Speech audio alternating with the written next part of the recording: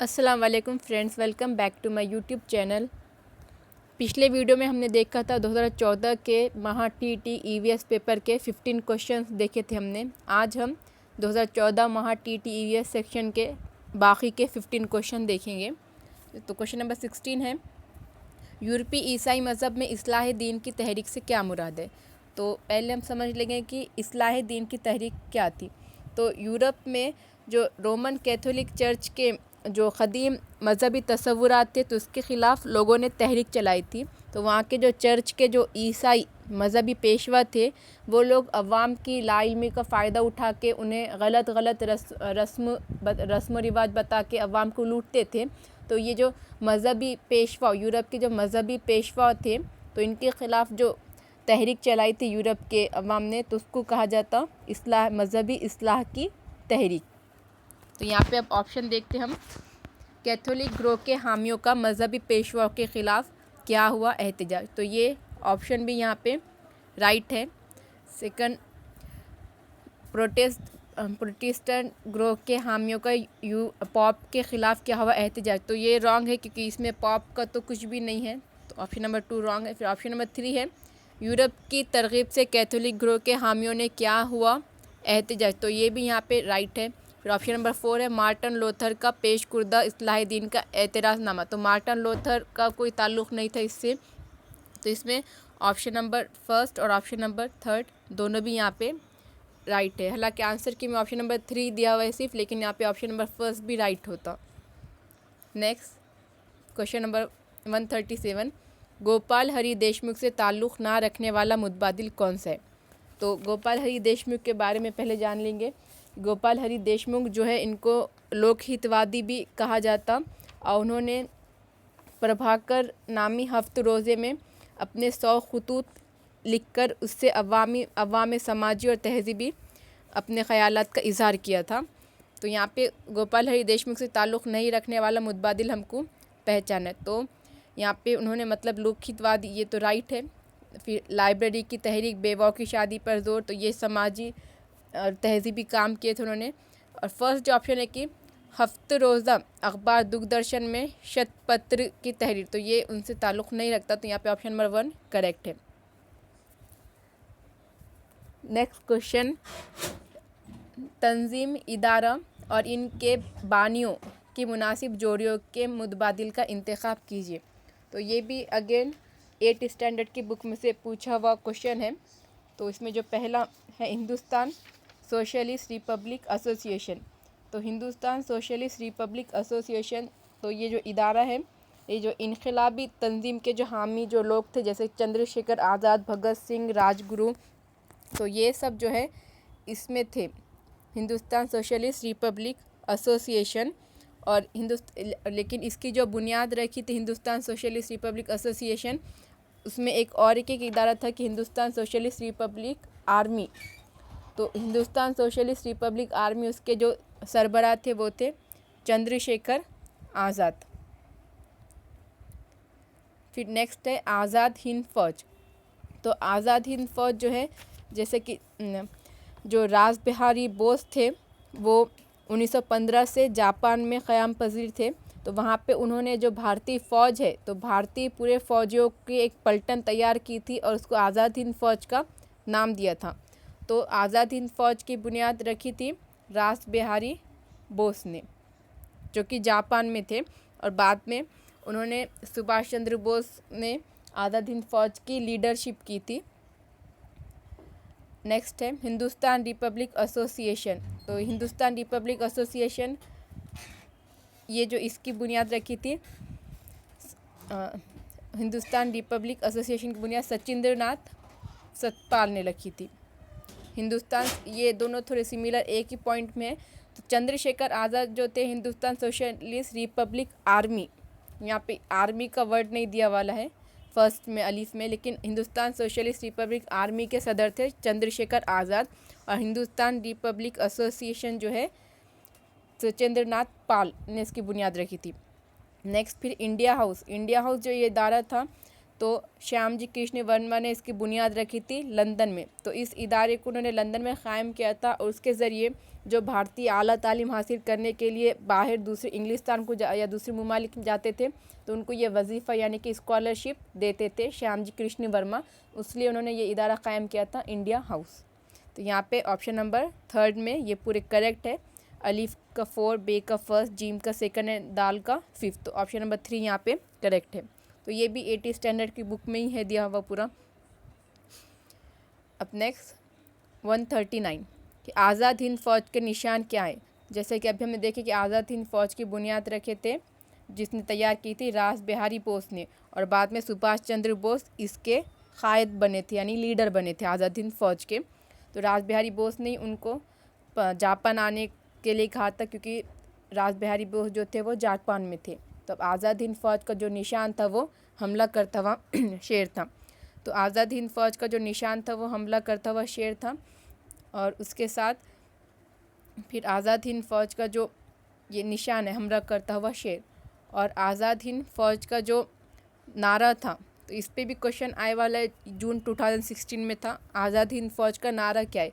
तो आज़ाद हिंद फ़ौज का नारा था ये एतेमाद इत्तेहाद एतेमाद और क़ुरबानी। तो इत्तेहाद एतेमाद और क़ुरबानी ये आज़ाद हिंद फ़ौज का नारा था, यानी यूनिटी फेथ एंड सेक्रीफाइस। इत्तेहाद एतेमाद और क़ुरबानी ये आज़ाद हिंद फ़ौज का नारा था, और आज़ाद हिंद फ़ौज का निशान था हमला करता हुआ शेर। और आज़ाद हिंद फ़ौज की बुनियाद रखी थी रास बिहारी बोस ने, जो कि 1915 से जापान में क़याम पज़ीर थे, और बाद में उन्होंने नेताजी सुभाष चंद्र बोस को उसका लीडर बनाया था आज़ाद हिंद फ़ौज का।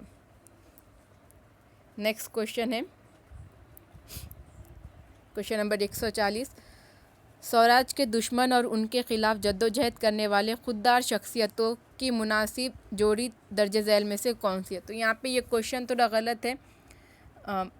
कौन सी जोड़ी नामुनासिब है पूछा जाना चाहिए था। इसमें कौन सी जोड़ी नामुनासिब है, यहाँ पे मुनासिब पूछा लेकिन नामुनासिब होना चाहिए था, क्योंकि शाइस्ता खान के टाइम फिरंगूजी नरसला ये राइट है, क्योंकि ये खुददार शख्सियत थी शाइस्ता खान के टाइम पे फिरंगूजी नरसला। फिर दौलत, हाँ, उसके बाद फिर सिद्दी मसूद के टाइम पे बाजी प्रभु देश पांडे, जो कि खिंड दर्रे की जो लड़ाई हुई थी तो उसमें बाजी प्रभु देश पांडे थे, तो ये भी यहाँ पे राइट है। फिर बहलूल ख़ां, तो प्रताप राव गुर्जर के टाइम, ये भी राइट है। यहाँ पे जो रॉन्ग जोड़ी है दौलत खान के टाइम मुरारबाजी, क्योंकि दौलत खान जो है ये खुद शिवाजी महाराज की मतलब ये शिवाजी महाराज के दुश्मन ही नहीं थे दौलत खान, बल्कि उनकी फ़ौज में थे, मतलब शिवाजी के। शाइस्ता खान, बहलूल खान और सिद्दी मसूद ये उनके दुश्मन हैं, लेकिन दौलत खान जो है शिवाजी महाराज के दुश्मन में से नहीं थे। तो इस तरह ये यहाँ पे गलत जोड़ी है, तो ये राइट हो जाता है यहाँ पे। तो इस तरह यहाँ पे क्वेश्चन में पूछना चाहता है कि नामुनासिब जोड़ी कौन सी है, लेकिन क्वेश्चन में मुनासिब पूछा गलती से। नेक्स्ट क्वेश्चन, दिल्ली हो गई खस्ता हाल, दिल्ली के बादशाह का हुआ बुरा हाल, रानी गज़ब की चली चाल। हस्बे बाला मिसरों में किस शख्सियत का ज़िक्र इनके हम असर मराठी शायर दियोसत ने किया, यानी कि ये किसका ज़िक्र किया था दियोसत इस शायर ने। तो ये भी 7th स्टैंडर्ड की बुक में दिया हुआ है, हिस्ट्री की 7th स्टैंडर्ड की बुक में, तो उसका पूरा टॉपिक देखेंगे। तो ताराबाई जो थी तो इस टाइम पे मतलब उनके शौहर का इंतकाल होने के बाद जो पूरी जो स्वराज है शिवाजी महाराज की, तो मतलब ताराबाई के शौहर का इंतकाल होने के बाद पूरे स्वराज की जिम्मेदारी ताराबाई ने संभाली थी। तो उनकी एक कारकिर्दगी को देखते हुए, जैसे कि औरंगज़ेब भी जंग कर रहा था लेकिन उसको फतह हासिल नहीं हो रही थी क्योंकि ताराबाई ने पूरा काम संभाला था, तो उस टाइम के ताराबाई के काम काज को देखते हुए उनके हमअसर मराठी शायर जो थे उन्होंने शायर देवदत्त ने उनके बारे में ये लिखा था, देवदत्त ने लिखा था ताराबाई के बारे में ये। नेक्स्ट क्वेश्चन है, तो इसमें आंसर इसका राइट है महारानी ताराबाई के बारे में, जो देवदत्त ने लिखा था ये सब सेंटेंस महारानी ताराबाई के बारे में लिखा था ये देवदत्त ने। नेक्स्ट क्वेश्चन है, भारत के सरकारी मोहर पर दर्ज झैल में से किन हैवानात की तस्वीर कुंदा है? अलीफ है शेर, घोड़ा और बैल। तो ये तीनों भी है भारत की जो शाही सरकारी मोहर है, उसमें अलीफ बेजिम तीनों शेर, घोड़ा और बैल तीनों की भी तस्वीर है। तो भारत की जो शाही मोहर है तो सम्राट अशोक, तो अशोक की जो लाट कहा जाता है तो उससे इंस्पायर्ड होकर भारत की शाही मोहर जो है तैयार की गई थी। तो सारनाथ यानी कि जो अशोक की जो लाट है, अशोक का सुतून, उससे इंस्पायर्ड होकर शाही मोहर हमारी भारत की तैयार की गई थी अशोक की लाट को सामने रखते हुए। तो इसमें ये 4 शेर नज़र आते हैं। तो एक साइड से देखते हुए हमको सिर्फ 3 शेर नज़र आते हैं और हर शेर के नीचे एक लाइन है, उसके नीचे ऐसे अशोक चक्र बनाया हुआ है। और उसके बाद उसके एक साइड घोड़ा और एक साइड घोड़ा और एक साइड बैल का निशान है। तो शेर ताकत की अलामत को ज़ाहिर करता और जो गोल पहिया है, पहिया हमारे मुल्क की रफ्तार ज़ाहिर करता, घोड़ा जोश और तेज़ रफ्तारी और बैल जो है मेहनत, इसका सबक देता।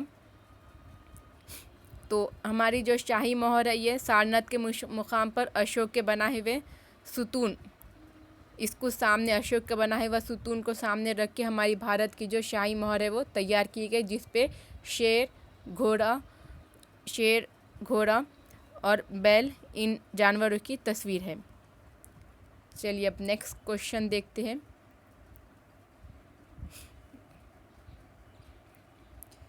क्वेश्चन नंबर 23, किसी सूबे के गवर्नर का तकर्रुर किसी दिगर सूबे के फ़र्द को किया जाता है? इस बात की तस्दीक करने वाली कौन सी वजह है? पहला, ऐसा भारत के दस्तूर में नाफिज, तो ऐसा भारत के दस्तूर में नाफिज नहीं है। सेकंड, किसी फ़र्द को उसके सूबे में बहैसियत गवर्नर मुकर्रर ना करने का रिवाज है, तो ये ऑप्शन यहाँ पे राइट है।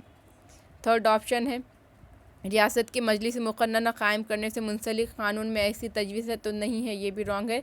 देन फोर्थ है, रियासती मजलिस आमिला कायम करने से मुंसलिक क़ानून में ऐसी तजवीज़ है, तो इसमें नहीं, मतलब मजलिस आमिला और मजलिस मुक़न्नना यानी पार्लियामेंट में भी ऐसा कोई क़ानून नहीं है और भारत के दस्तूर में भी ऐसा कोई क़ानून नहीं है।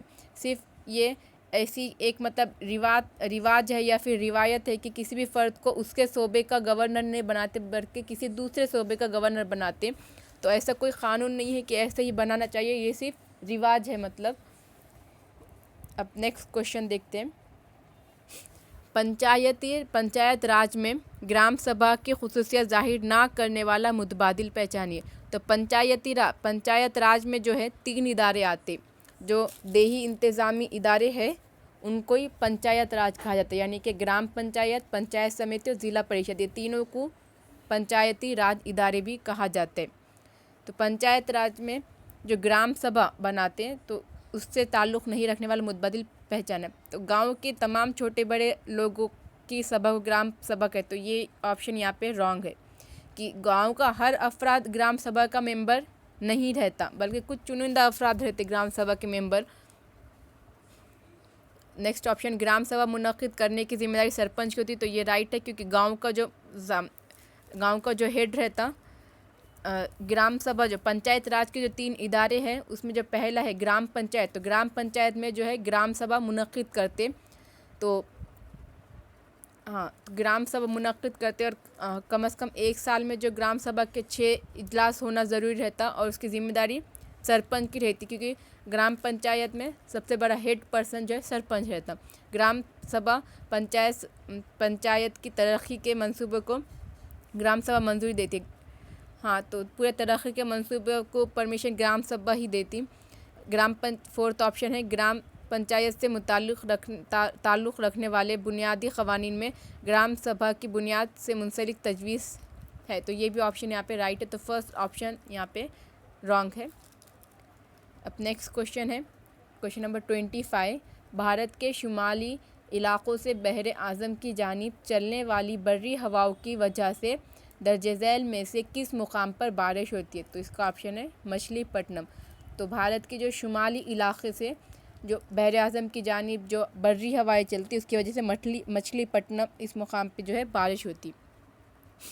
नेक्स्ट क्वेश्चन है, पहाड़ी सिलसिला और भारत की सबसे बुलंद चोटी, यानी यहाँ पे पहाड़ी सिलसिला और यहाँ पे उसकी सबसे बुलंद चोटी यानी कि हाईएस्ट पीक, तो इसकी मुनासिब जोड़ी कौन सी है, पहचानना है।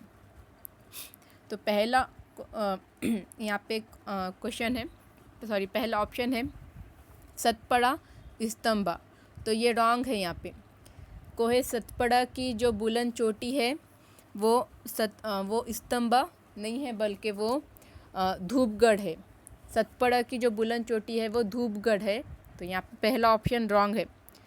सेकंड, मगरिबी घाट। मगरिबी घाट यानी वेस्टर्न घाट, जिसको महाराष्ट्र में जैसा कोहे सह्याद्री भी बोला जाता, तो इसकी यहाँ पे लिखा हुआ है कि आंटे मरी, तो ये रॉन्ग है। मगरिबी घाट की यानी कि कोहे सह्याद्री की इंडिया में या भारत का है, तो भारत में मगरिबी घाट की सबसे बड़ी चोटी जो है वो है अनामुदी। और महाराष्ट्र में तो मगरिबी घाट की पूरे भारत में सबसे बड़ी चोटी जो है वो है अनामुदी।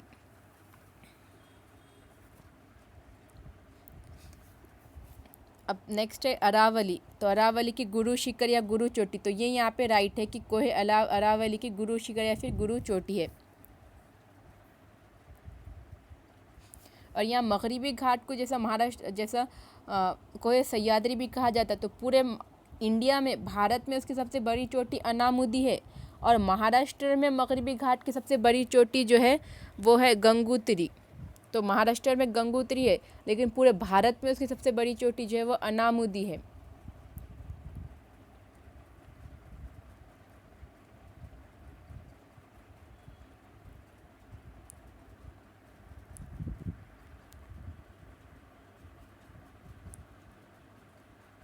नेक्स्ट हिमालय K2, तो हिमालय की भारत में जो सबसे बुलंद चोटी है वो K2 नहीं है। K2 जो है वो काराकोरम पहाड़ी सिलसिले में आती। K2 जो कि भारत की सेकंड लार्जेस्ट, भारत की सबसे बुलंद चोटी है K2, और दुनिया की सेकंड लार्जेस्ट चोटी है जो कि काराकोरम ये पहाड़ी सिलसिले में आती।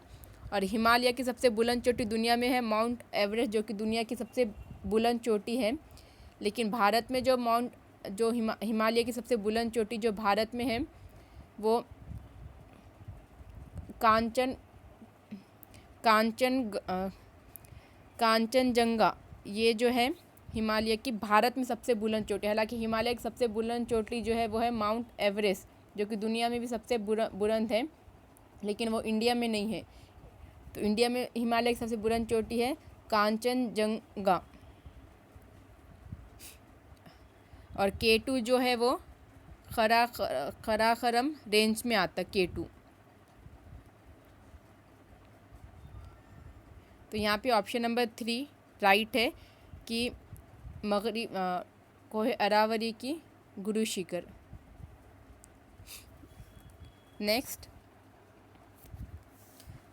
क्वेश्चन है, म्यारी वक्त के लिहाज से अगर ग्रीस शहर में बरोज़े पीर रात के 10 बजे हो तो उसी वक्त भारत में कितने बजे होंगे। तो ये भी 8th स्टैंडर्ड की ज्योग्राफिया के बुक में फर्स्ट चैप्टर में है दिया हुआ कि जो म्यारी वक्त है, जैसे कि हर जगह का हर शहर का टाइम दूसरे शहर से कुछ मिनट आगे पीछे रहता, तो ये तूलुल बलद की वजह से होता। तो तूलुल बलद और अज़ूर बलद है, तो वक्त में जो तब्दीली होती है वो तूलुल बलद की वजह से होता। और एक तूलुल बलद की वजह से 4 मिनट, 1 डिग्री तूलुल बलद की वजह से 4 मिनट का फ़र्क आता। तो इस तरीके से जैसे कि हर जगह का टाइम अलग अलग होता, तो पूरे बैनुल अक़वामी सतह पर कारोबार में प्रॉब्लम नहीं आना, इसलिए एक जो शहर को मुयारी वक्त तस्लीम किया गया है, तो वो बरतानिया का ग्रीस शहर को, यानी कि ग्रीस शहर में अगर 2 बज गए तो मान लिया जाता है कि पूरी दुनिया में 2 बज गए, वहाँ 3 बज गए तो पूरी दुनिया में 3 बज गए। तो बैनुल अक़वामी सतह पे जो म्यारी वक्त ग्रीस शहर, बरतानिया के ग्रीस शहर को तस्लीम किया गया। और इसका जो टाइम है, ग्रीस शहर का टाइम जो है, ग्रीस शहर के टाइम से हमारे इंडिया का टाइम जो है 5.5 घंटे आगे है, 5.5 घंटे आगे है। तो अगर ग्रीस शहर में रात के 10 बजे है, बरोज़े पीर रात के 10 बजे है, तो हमारे इंडिया में उसी टाइम पे 5.5 घंटे हमारे इंडिया का टाइम आगे होती। तो 10 बजे से 5.5 घंटे आगे अगर हम जाएंगे तो रात के 3 बजेंगे। तो रात के 3 बजे यानी नेक्स्ट डे चालू हो गया। तो अगर ग्रीस शहर में पीर के बरोज़े पीर रात के 10 बजे होंगे, तो उससे 5.5 घंटे आगे जाना पड़ता हमको इंडिया का टाइम मालूम करने के लिए। तो उस टाइम इंडिया में सेम टाइम पे इंडिया में 3:3 बज रहे होंगे उस टाइम पे। इंडिया में मंगल के दिन सुबह 3:30 बज रहे होंगे उस टाइम पे। तो ग्रीस शहर से इंडिया का टाइम जो है 5.5 घंटे आगे है। उसी तरीके से ये तो बैनुल अक़वामी सतह पे बरतानिया के ग्रीस शहर को मियारी वक्त तस्लीम किया गया। उसी तरह इंडिया में जो मियारी वक्त तस्लीम किया गया वो उत्तर प्रदेश के मिर्ज़ापुर, उत्तर प्रदेश में मिर्ज़ापुर का जो टाइम है उसको मियारी वक्त तस्लीम किया गया भारत का। अब नेक्स्ट क्वेश्चन है सापुतार गुजरात। तो सापुतार अगर गुजरात में है तो पाल कहाँ पे? तो पाल जो है महाराष्ट्र में। सापुतार गुजरात में है और पाल जो है महाराष्ट्र में है। नेक्स्ट क्वेश्चन है भूषण कंप्यूटर इंजीनियर है, मनीषा मौलिमा और मिलन घरेलू सनतकार और मनाली मुर्ग पालन की सनतकार है। इस मालूमात की रोशनी में दर्जे झैल में से रबई पेशेवर यानी चौथे दर्जे का पेशेवर कौन है? तो पहले हम पेशे से रिलेटेड पढ़ लेंगे। तो ये 7th स्टैंडर्ड की बुक में है पेशे से रिलेटेड, और ये 6th स्टैंडर्ड या 7th स्टैंडर्ड की बुक में, जोग्राफिया की बुक में दिया हुआ है पेशे से रिलेटेड। तो पेशे उमूमन 4 तरीक़े के होते। पहला जो है वो इब्तदाई पेशा। तो इब्तदाई पेशे में जो है वो डायरेक्टली नेचुरल रिसोर्सेज पर डिपेंड रहते, जैसे कि काश्तकारी हो गया तो किसान, तो ये नेचुरल रिसोर्सेज पे डिपेंड है। मुर्ग पालन, तो मुर्ग पालन मुर्गियाँ नेचुरल रिसोर्सेज पे डिपेंड है ये। तो खेती बाड़ी ये सब ये इब्तदाई पेशे जो है डायरेक्टली कुदरती चीज़ों पे डिपेंड रहते। सेकंड है सानवी पेशे। तो सानवी पेशे जो है इब्तदाई पेशे पे डिपेंड रहते, जैसे कि भेड़ बकरियों का मतलब कि भेड़ बकरियों का दूध निकालना, वो सब ये इब्तदाई पेशे में आ जाता है। भेड़ बकरियाँ पाल के उनका दूध निकालना, लेकिन वो दूध से मतलब डेयरी खोलना या फिर दूध से पनीर बनाना, पनीर की फैक्ट्री खोलना, दही की फैक्ट्री खोलना, तो ये आ जाता सानवी पेशे में। मतलब ये इब्तदाई पेशों पर डिपेंड है। जैसे कि गन्ने की काश्त करना, ये इब्तदाई पेशों में आ जाता। लेकिन गन्ने से शक्कर बनाना, तो शक्कर की फैक्ट्री, तो ये क्या आ जाती है? सानवी पेशे में आ जाती है। लेकिन यानी ऐसे पेशे जो इब्तदाई पेशे पे डिपेंड है, मतलब कि उनके लिए जो खाम माल लगता है जैसे गन्ना लगता, तो वो इब्तदाई पेशे से आता। तो सानवी पेशे यानी ऐसे पेशे जो इब्तदाई पेशे पे डिपेंड रहते, जैसे कि हाँ। देन फिर उसके बाद नेक्स्ट आता है थर्ड सलासी पेशे। तो सलासी पेशे में पूरे ट्रांसपोर्टेशन की चीज़ें आ जाती, जैसे कि गन्ने को खेत से तो फैक्ट्री तक ले जाना, तो ये ले जाने का काम, ये जो पूरे ट्रांसपोर्टेशन के काम, नकलो हमल के ज़राए रहते, ये पूरे सलासी पेशे में आ जाते। अब नेक्स्ट उसके बाद आता है फोर्थ पेशा, चौथे दर्जे का पेशा, जिसको रबई पेशा बोलते। तो ऐसा पेशा जिसके लिए कोई काबिलियत, कोई अहलियत लगती, तो उसको बोलते चौथे दर्जे का पेशा। जैसे कि फॉर एग्जांपल डॉक्टर, इंजीनियर, ये सब आ जाते हैं चौथे दर्जे के पेशे में। तो यहाँ पे भूषण कंप्यूटर इंजीनियर है, तो ये भी आ जाता है चौथे दर्जे के पेशे में। और मनीषा मौलिमा, तो इनके लिए मौलिमा और कंप्यूटर और टीचर, इंजीनियर और टीचर, इनके लिए काबिलियत लगती, तो ये आ जाते चौथे दर्जे के पेशे में। तो यहाँ पे ऑप्शन नंबर 4 भूषण और ऑप्शन नंबर 1 मनीषा, दोनों भी राइट है। नेक्स्ट लास्ट क्वेश्चन है कौमी बागत तो बे महाराष्ट्र के किन ज़िले गिरोह में मौजूद है? निशानदेही कीजिए। तो कौमी बागत जो है यानी कि नेशनल पार्क है, महाराष्ट्र में 6 ज़िलों में नेशनल पार्क है मौजूद है। महाराष्ट्र के कुल 6 ज़िलों में जो है नेशनल पार्क मौजूद है। तो वो 6 ज़िलों के नाम देख लेंगे।